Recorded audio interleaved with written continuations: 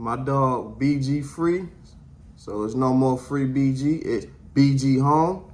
Welcome back.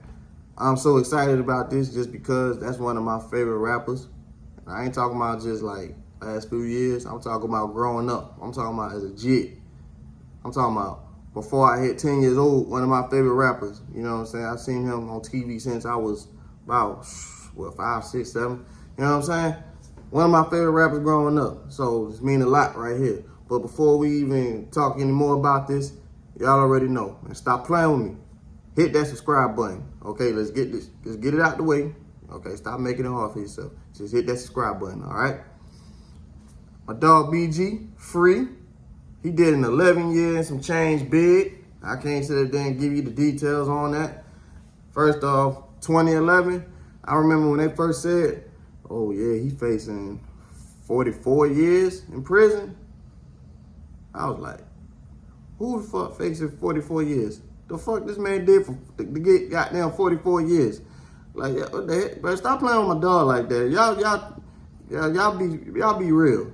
You know what I'm saying? Even when they gave him the 14 year bid, I was like, what the fuck? Like, yo, what the fuck, man? Like, yo, y'all tripping. Like, come on now. Like, you know what I'm saying? So, like, BG, you one of my favorite rappers. The thing is, with him, a lot of times he used to get in trouble. Anytime he got in trouble, it wasn't making no headlines for real like that. He was getting in trouble on his own, getting locked up and stuff like that. Like, you can even look in, like, some of the old Cash Money photos and stuff like that. Anytime they take their little group photos, some of them times, you would notice that he wasn't in them. Just assume that he was probably locked up or he had some issues with court or parole or whatever, anything, you know what I'm saying? You know what I'm saying? Because he really was out there, you know what I'm saying? Like Birdman said it himself. Like Juvenile, he had that off the porch flow. BG, he really was out there. You know what I'm saying? But I'm just happy, you know, the man, he's free now. And for the people who don't really know about him, y'all should know about him, okay? Because he is very important to the rap game also. Because the man had the song called Bling Bling. Everybody used to say bling bling back in the day. That was a term. Wayne said he was the one that invented that term, bling bling, right? So, of course, give it up to him. BG had the song Bling Bling on his album, and that's what, you know, took the term out of there. It's credited under him. And it's funny because I remember Manny Fresh talking about how, you know, when they was doing his album, they actually, I think that they said that was a big time song. They had to give it to him because, you know, doing his album, the shit was so goddamn hood and street that they like, man, we trying to go platinum, man. Man, these white folks ain't gonna buy this, you know what I'm saying? But they did it and it worked, man. That boy was platinum after that. That boy went platinum, all right? You know what I'm saying? And the way how, like, some of these old heads look at NWA and whatever other groups from back in the day, Public Enemy and stuff like that, Run DMC, that's how I look at Cash Money, Hot Boys, and whoever else, you know what I'm saying? But the Hot Boys, Cash Money Millionaires, that's like my era right there. As a jit growing up, that's me all the way, you know what I'm saying? That's how I look at them. All of them is certified legends. Every last one of them. When I say Cash Money Millionaires, I'm even talking about Birdman, Manny Fresh, shoot, even Slim, because he's behind the scenes too. These are all legends right here, okay? Y'all gotta give it up for them. And I just want to talk about BG a little bit more because the thing is, right, you see how you look at Wayne, right? Say like you used to look at all four of them. You look at Wayne, he the star. He the one that went to the top. Right? And then y'all remember back in the day, it was Juvenile. He was the one that, you know, he was the star at the clique. You know, he was the favorite. Everybody, you know, gravitated towards Juvenile. But for people who don't know, say like you just tuning in and don't really know too much about it, but you just see it on TV. BG had his moment too. And they would tell you also, you know, like when they was underground, I ain't even gonna say underground. They just ain't had no major deal at that point because Cash Money, they blew themselves up so much, you know what I'm saying? They were selling records while not having no major deal. Birdman already had millions of dollars before he got that deal with Universal, all right? And BG was one of the reasons why they got that deal. BG, you can say Juvenile too, but you know, BG, he was the one that was out here for real. All right. And I would say every single last one of his albums, every single last one of classics. You know what I'm saying? From True Story all the way to Too Hood to Be Hollywood.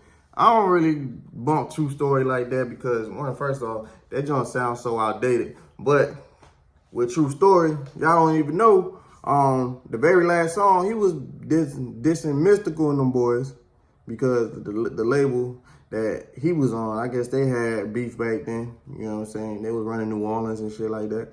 And like I said, I don't really tune into that. Now, Chopper City, hell yeah. Some of them songs sound old school too, but guess what? That shit still slide to this day. Chopper City, It's All On You, Volume 1 and 2.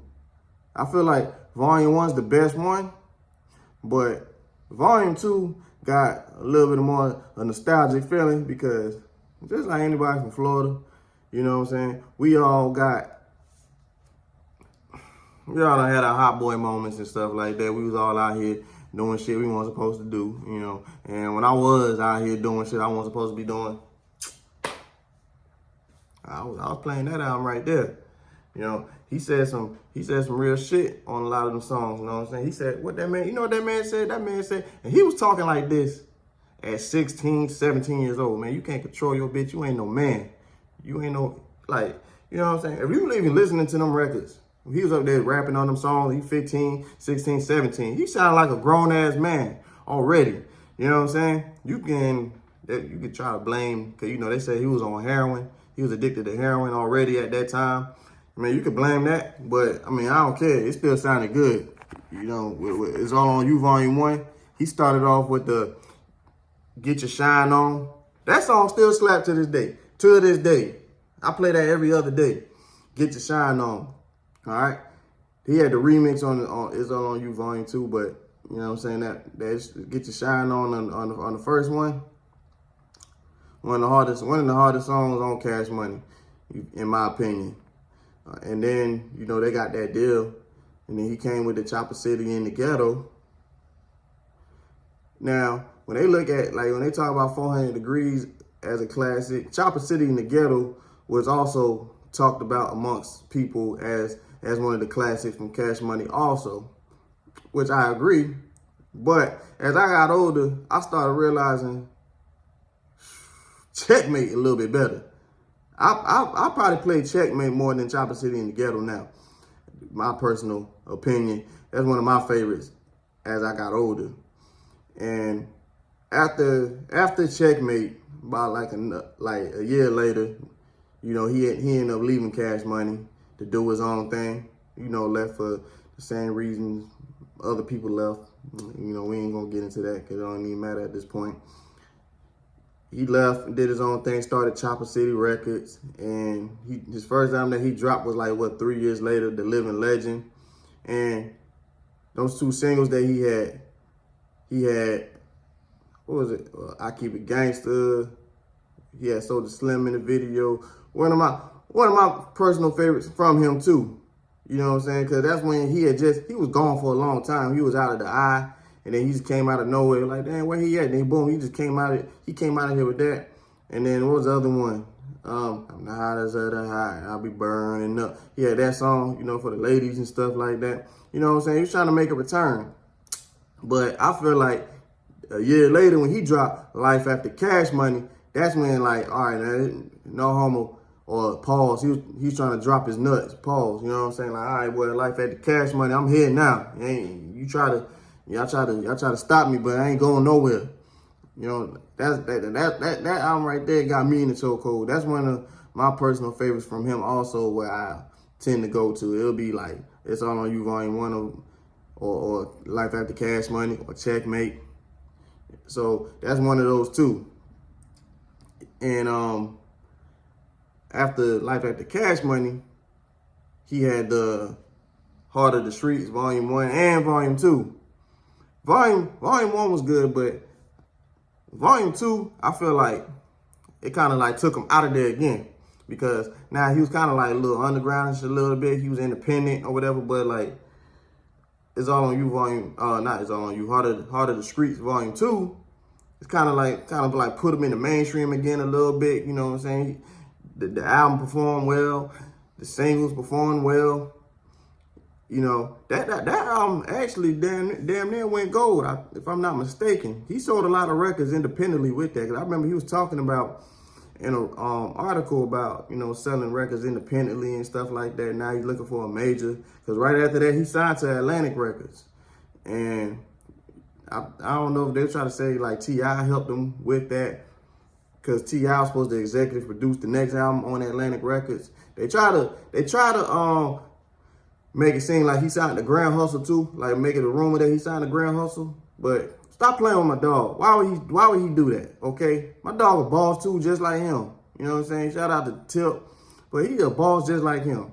Okay, man, don't be playing with my dog like that. Get out of here. And like right after that, he was promoting Chopper City Boys. He had a brother on there named Hakeem. He was on the first one, but then it was like he was just gone like right after that. Like right after the album dropped, it seemed like it's like he just stopped rapping. I ain't never seen him since, to be honest with you. And then they came out with the second one like a year later. So, and in the midst of doing those two albums, you know, we waiting on Too Hood to Be Hollywood to come out. And one thing I don't like when I be seeing like independent artists go to major labels, I hate when you see like as an independent artist, like, all right, they doing good, they selling records and stuff like that, but then they come to this major label and then they drop an album. It don't do as good as the independent album did. It's like, bro, what y'all doing? Like, Cuz obviously know what he was doing. Why don't you just follow his blueprint and then try to add to it? You know what I'm saying? We all trying to get money out here. I'm trying to make money for y'all, and I'm trying to make money for myself. Like, come on now. Like, cause at the time, cause you know, we buy albums physically. Ain't no streaming and nothing like that, whatever, right? So sometimes, like when these people albums be flopping, I think it still be happening today or whatever. But like when these people albums be flopping, you know, regardless if the album was good or not, when they don't perform, that kind of make you look bad a little bit, you know, for the people who actually care about that. You feel me? Me personally, I just like the music. I don't be caring about all that. Like I might care a little bit, like, cause you know I just want to see everybody win, especially if somebody that's my favorite artist. But it's like I just hate to see that, cause it's like, bro. Like, come on, bro. You dropped the ball with me, man. Now you have me looking like I'm a one-hit wonder on one of these little silly behind people that, you know what I'm saying, that just out here playing. I ain't really nothing, you know what I'm saying? I'm looked at as a joke to y'all, for real. You know, I don't like that. I like all my artists that I love to be taken seriously. You feel me? And I think matter of fact, the same thing, low-key, if you look at it, kind of the same thing like happened with Jim Jones too, because that same year, he dropped a Hustler's Poem, right? In 06, he had Ballin', went stupid. Then he went on Columbia, then he dropped his major label album that same year also. Same thing, he ain't really do as well. He ended up having to get up out of there also. You know, so I hate saying that with like some of my favorite artists, man. But after he dropped Too Hood to Be Hollywood, that's when I think he caught that little charge. And, you know, that's when he was waiting the whole time. And eventually, you know, things started trickling down like afterwards. But he ended up getting cool with Wayne and Birdman and all of them again, like afterwards. Because I remember it was supposed to be a Hot Boys reunion. I was looking forward to that. And it's crazy because Turk was locked up at the time. And boom, Turk out, but now BG in. So now just like, man, like, you can't win for losing. But now, all four of them out now. All four of them free. It's crazy, you know what I'm saying? They all like had their little stint with, you know, with the feds and stuff like that, you know, getting in trouble or whatever. But like I said, they all free. And, you know, I would like to see them reunite. I ain't gonna lie. They need to like try to kick a tour off or something again. Have the people talking again. I don't know what BG gonna do. I'm curious to see what his music gonna sound like now. You know, he got a son that rap too. He was signed to Currency's Jet Life. I don't know if he's still signed to it. But yeah, I'm just happy BG free. If y'all don't know him, man, look him up. You know, he's definitely like one of them like people that was like just too street like for the industry, but you know what I'm saying? Take him seriously too, cause like I said, when he, especially like in his prime, he want nothing to play with. Because like for example, my man Prodigy, rest in peace, he put him on his first solo album. And let's be real, and nothing against Prodigy, BG had the better verse. Yes, he did. And shout out to Prodigy because he put a down south nigga on his first solo album, and then not to mention on the last album they dropped, Murder Music, they put 8 Ball on that album also. You know what I'm saying? I love when New York artists do show love to down south artists because y'all know back then, you know, they ain't want really fucking with down south niggas. And y'all already seen what happened when Outkast went up there. Yeah, we got something to say. You know what I'm saying? Because I ain't gonna lie, I don't be liking to talk music with a lot of up north niggas too, because you know they be getting real biased, and I understand that because I like certain shit that I like from over here, but I actually listen to everything because like my top 10 favorite artists, right? You got BG, I'm gonna put Boosie and Webby together, make them a duo so I can make room. Boosie and Webby, Plies, then you got Ross, then you got Jeezy, Tip, Gucci Mane, then you got, who else? Cam, 50, and is there, I'm missing, did I leave anybody out? Did I leave anybody out? I feel like I left somebody out.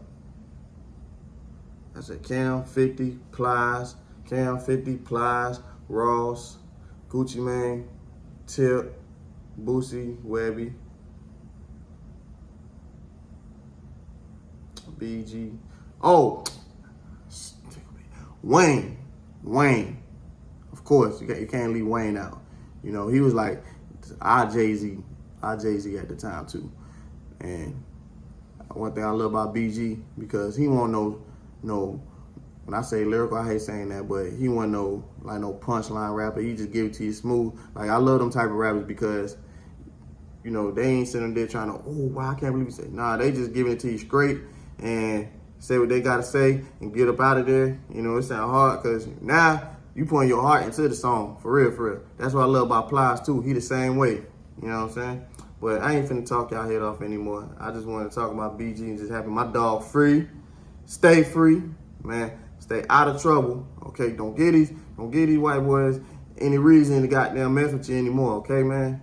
I hate saying that. One thing about it, if like I'm invested in the artist and you one of my favorite artists, I hate seeing y'all getting in trouble. I hate that shit, okay? Like when Gucci Mane, when he first got locked up and shit, you know what I'm saying? One of my favorite artists. It wasn't even the first time. It was like the second or third time. I'm like, man, bro, what you doing, bro? Man, chill out, man. Why are you doing this to me, man? Cause I really just like the music. I don't be caring about all that other shit that be going on. Like people like that, cause they like to see their artists real and shit like that. I don't be liking that shit, bro. I just want to hear the music for real, bro. But all right, man, y'all be blessed, man. I'm out of here.